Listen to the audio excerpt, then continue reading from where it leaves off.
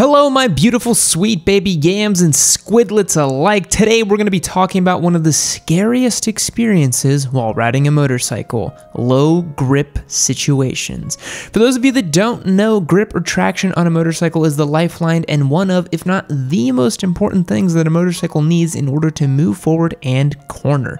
Now, what do I mean by low grip situations? I'm talking about riding over tar snakes, water, oil, sand, gravel, wet leaves, painted arrows and lines on the road, and grass clippings. Sleet and snow can be included, but for the most part, riders won't dare enter those conditions. When you lose traction in a car, you just spin the tires. Only extreme situations will cause a car to slide or become uncontrollable. Think ice, snow, or a burnout gone bad. For a motorcycle, normal occurrences on the road can become extremely dangerous situations. Even worn out tires won't affect cars as much as it will a bike. My off-road squids know exactly how tricky different terrain can be and what it can mean for your grip. As a budding ADV and off-road boy myself, I can attest to the tricky nature of large rock gravel versus sand pits. Before we jump into this video, I need you to know that your wonderful Papa Yam is out there giving away and schlepping free motorcycles. That's right, we've got a brand spanking new Yamaha R3 and Suzuki SV650 literally dying to be given away. We'll be handing these bikes out in mid-October, so make sure you hit the links below to find out how you can get entered to win. You won't want to miss out on this one, and rumor has it we'll have 3 motorcycles for our next giveaway. So click those links and learn how you can get entered to win. Now, let's dive into the 6 ways to handle low grip situations on a motorcycle and how they help us survive on our bikes. Number 1, prevention. This might sound redundant or obvious, but avoiding a situation altogether is the most effective way to ensure a safe ride. Constantly scanning the road, avoiding long distance rides at night, changing tires when you need to, and knowing how to swerve when necessary will aid in you preventing a bad situation from getting worse. If you're aware of your surroundings, it's possible to minimize the risks associated with the hazard you could be encountering. We practice prevention every day by changing our positions within a lane.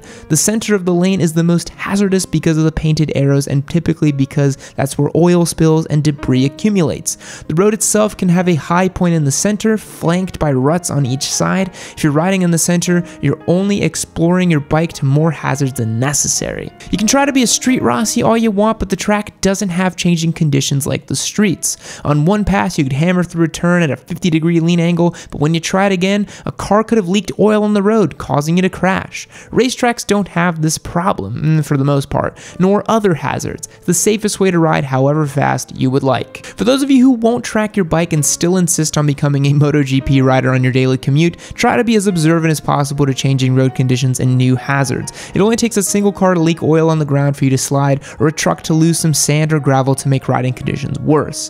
For the love of Rossi, stop putting the cheapest tires on your motorcycle. When you put garbage or used tires on your wheels, expect garbage coming through the turns, leaning and stopping distance. Without doing anything else to a motorcycle on the planet, changing tires will have the most improvement to traction and grip that a bike has. Number 2, proper throttle control. Second on our list is proper throttle control. No matter what the hazard on the road is, proper throttle control can and will save your life. A lot of accidents and mishaps occur because riders lack proper throttle control.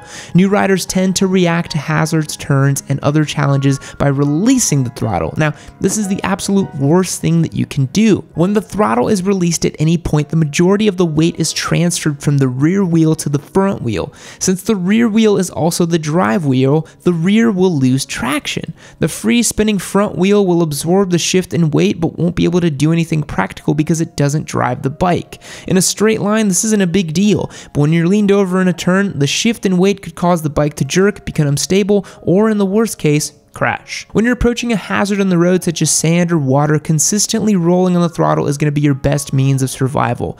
Watch a twist of the wrist because they demonstrate countless times on a bike that cannot go down from sliding. It's called the slide bike and it cannot crash because of the extended bars to the sides. This video will show you exactly how a motorcycle reacts to various changes involving proper and improper throttle control techniques. I will recommend you squids in every video to watch Keith Codes' A Twist the Wrist because it seriously is like the Bible of motorcyclists. Number 3, don't panic. Third on our list is to not panic in low grip situations. In cars, your first response to anything, regardless of what they teach in driver's ed, is to always brake. Ever seen traffic cams of those big pileups in the snow? Everyone just brakes and loses control. Panic is number 3 on our list, and with it ensures all hell basically breaks loose. No pun intended. But you're on a bike now, and the physics are a little bit different, aren't they? Don't panic. This might be the hardest thing for you to do or not do, but panicking will only increase the current hazards and risks you're fighting against. You're not in a cage anymore, so if you panic and grab the brakes, you might end up dead or in a wreck. In cars, it's an oversight, honestly. People just don't prepare for bad situations, then a panic braking or performing another maneuver that increases the risks of crashing. On a motorcycle, panic will almost guarantee a really bad situation, LO side at minimum, really. Remember your training, remember how to properly react, and you'll make it out alive. Did I just quote Starship Troopers? Panicking is only going to further endanger yourself and those around you.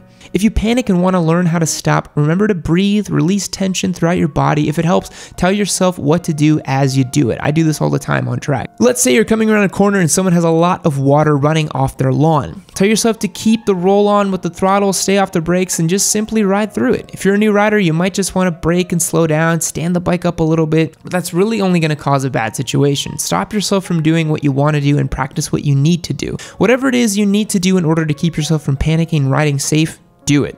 Motorcycling shouldn't be about panicking and the unknown. It should be about relaxing and enjoying the ride. Number 4, be relaxed. As scary as it is to enter a road hazard or a situation where traction and grip will be reduced, you need to maintain a relaxed position on your bike. Tensing up as a means to prepare for the wet spot, sandy patch, or other hazard is only going to complicate things. The bike will naturally want to stand up, slow down, and continue its course. If you're tense on your bike, you'll fight it and the road hazard simultaneously. This is a twofold request for disaster.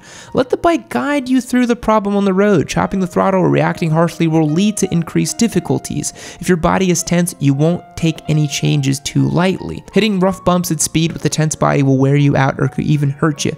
Don't become exhausted from trying to move your bike too hard. If you've ever seen those tank slapper videos, you'll know that people who lighten up and let go, eventually the bike sorts itself out and continues going straight. The bike wants to stay upright, trust me. Relaxation is the key to surviving any situation where the motorcycle doesn't have enough grip and traction. It might be one of your first responses to become tense, but you need to stay away from such a bad habit, even when riding normally. Number 5, minimize your lean angle. It's gonna sound a little counterintuitive, but number 5 on our list is to minimize the lean angle of your bike. It's great to try and lean the bike over as much as possible on clear roads, but when you enter a corner and can see the dangers ahead, maintain the least amount of lean angle possible. The more the bike is standing up, the more stable the bike will be when crossing the obstacle or hazard.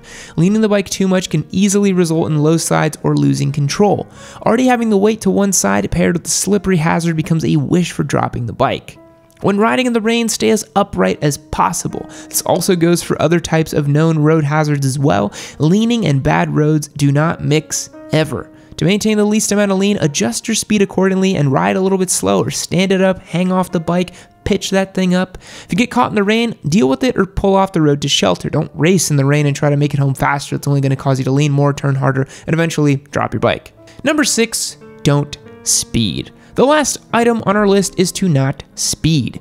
If you already know why you're about to experience a loss of traction and grip, slow down if it's safe to do so. Seeing the danger in the road ahead and not reducing your speed is a surefire way to end up in an accident. Slow down as much as possible before a low grip scenario, and you'll practically guarantee your own safety. A lot of riders simply ride too fast when hazardous situations arise. Add panic to speed and suddenly the bike is going down pretty much every time. Speed's not going to solve any of your problems, especially without the proper amounts of traction. Don't try to rush your commute because of anything, honestly. It's not worth it to rush and then go down in a corner while performing another maneuver.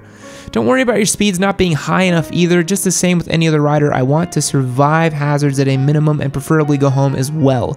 Being comfortable at chosen speeds might prove to be difficult because under bad riding conditions, everything changes. How your bike reacts to a puddle is going to vary greatly from slow speed or a high speed. From me to you, there is no award waiting for you at the end of the road, so just take it a little bit easy. Now, that's going to be a wrap from me today, my sweet squids. Thanks so much for checking out this video. If you liked it, go ahead and drop me a like, leave me a comment telling me about a time you found yourself in a tricky grip situation on your motorcycle and how you dealt with it. And if you are so inclined, feel free to drop a subscribe on the channel. I do always appreciate those. And don't forget to click those links and check out our giveaway motorcycles. 2 lucky people are going to get their bikes, and you're going to want to make sure that you're one of them.